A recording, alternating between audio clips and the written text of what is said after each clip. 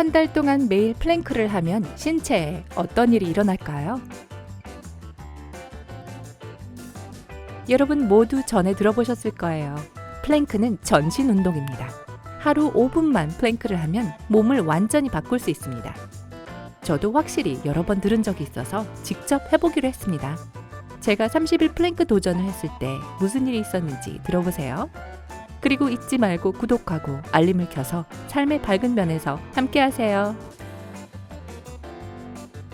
저는 항상 제 체중에 대해 만족과 불만을 반복해왔습니다. 제가 제 몸에 대해 행복하지 않은 건 아니었어요. 항상 허리둘레를 몇 센치 정도는 줄여야겠다는 생각을 하고 있었죠. 하지만 저도 모두가 그렇듯이 헬스장에 가거나 전념해서 운동할 시간이 없었어요. 그래서 다른 사람들처럼 빠른 체중 감량법을 찾아 인터넷에 의존했습니다. 바로 그렇게 한 달 안에 몸을 만들어준다는 30일 플랭크 도전에 대한 기사를 접하게 됐습니다. 저는 이렇게 생각했죠. 좋아. 그러니까 내가 꿈에 그리는 몸매를 가지려면 하루에 한 번씩 이렇게 간단한 운동만 하면 되는 거야? 그래, 바로 이거야. 그때 제 실험이 시작되었습니다. 첫 주에는 모든 것이 꽤 쉬웠습니다. 처음 이틀 동안에는 20초, 3일과 4일째 되는 날에는 30초, 5일째 되는 날에는 40초 동안 플랭크를 했습니다. 6일째 되는 날에는 몸을 쉬게 했습니다. 솔직히 말해서 한 주가 끝날 때쯤에 기분이 아주 좋았어요.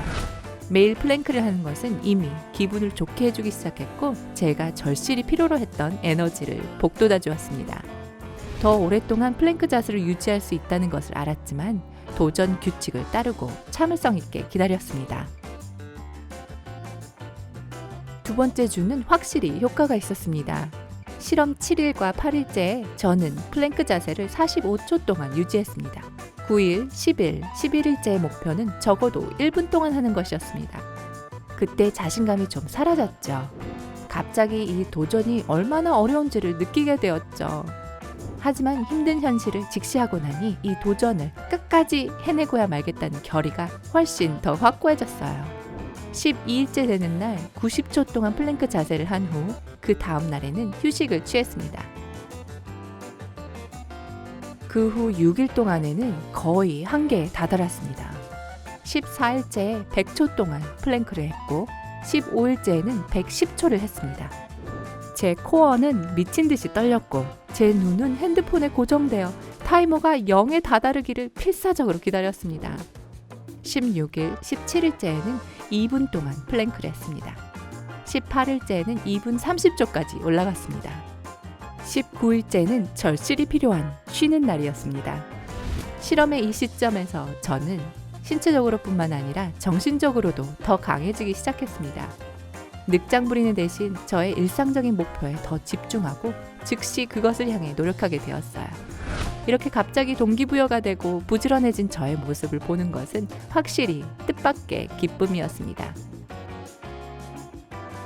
잠시 쉬고 나서 저는 20일과 21일째에 2분 30초를 완성하고 22일과 23일째에는 3분 플랭크에 도전했습니다. 바로 이때부터 온종일 책상에 앉아 일한 후 쌓이곤 했던 피로감이 사라졌다는 것을 알아차렸습니다. 플랭크가 근육 강화 외에 이렇게 많은 효과가 있다는 걸 누가 알았겠어요? 24일과 25일째에는 3분 30초 동안 플랭크를 했고 대망의 피날레를 위해 근육을 쉴 수 있도록 휴식을 취했습니다. 어떤 이유에서인지 마지막 4일은 생각했던 것보다 훨씬 쉬웠습니다. 27일과 28일째에 저는 4분 동안 플랭크를 했고 이미 복근이 실험을 시작할 때보다 훨씬 더 강해졌다는 것을 알게 되었습니다. 솔직히 시각적인 차이는 별로 없지만 플랭크를 하는 것이 전보다 훨씬 더 쉬워졌다는 것을 느낄 수 있었죠. 29일째 되는 날 저는 4분 30초 동안 플랭크를 했고 30일째 되는 날 5분 플랭크로 실험을 마무리했습니다.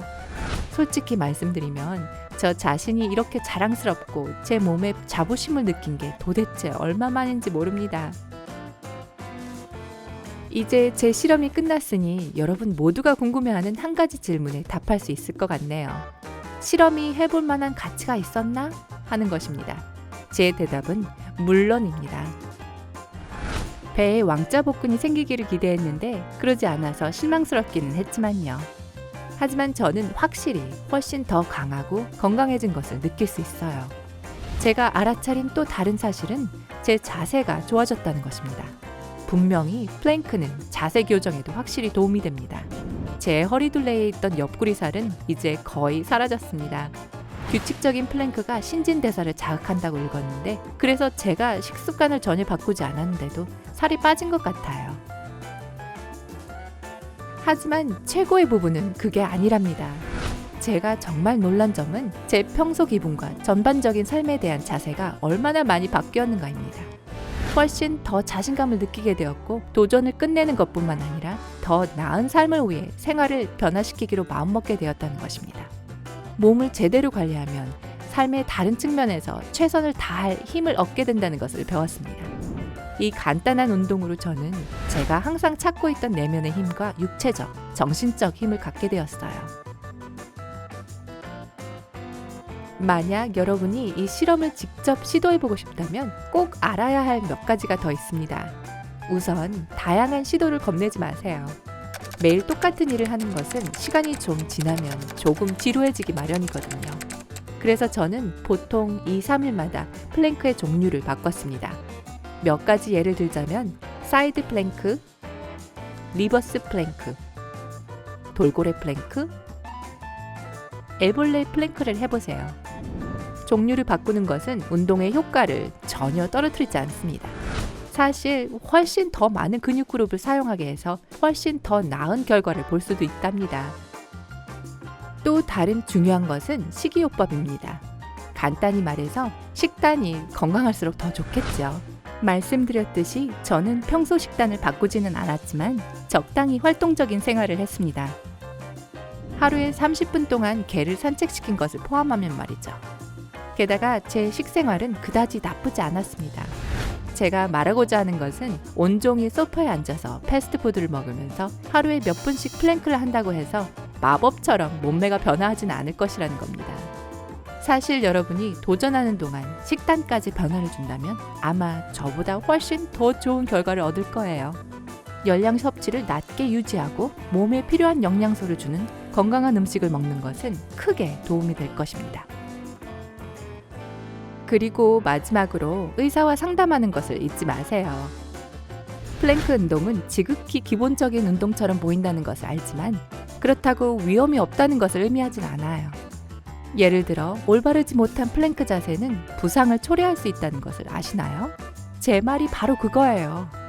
특히 여러분이 약간 과체중이거나 심장 혹은 허리 문제가 있다면 30일간의 플랭크 도전을 시작하기 전에 의사와 상담하세요. 의사가 이 실험이 여러분에게 적절한지를 알려주고 필요한 모든 지시사항과 조심할 점을 알려줄 것입니다.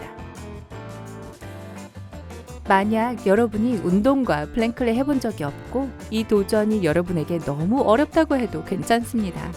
천천히 하면 되고 초보자를 위한 플랭크 도전을 하면 됩니다. 첫날에 20초에서 시작해서 30일째 제가 했던 5분이 아닌 2분 동안 플랭크를 할 수 있도록 시간을 늘려갑니다. 일단 쉬운 버전을 하고 난 후 제가 한 대로 시도해보세요. 하지만 가장 중요한 것은 여러분의 몸에 귀를 기울이세요. 행운을 빌어요. 30일 플랭크에 도전해볼 건가요? 아래 댓글에서 말해주세요. 잊지 말고 이 영상에 좋아요를 누르고 친구들과 공유하세요. 구독 버튼을 클릭하여 삶의 밝은 면에 머무르세요.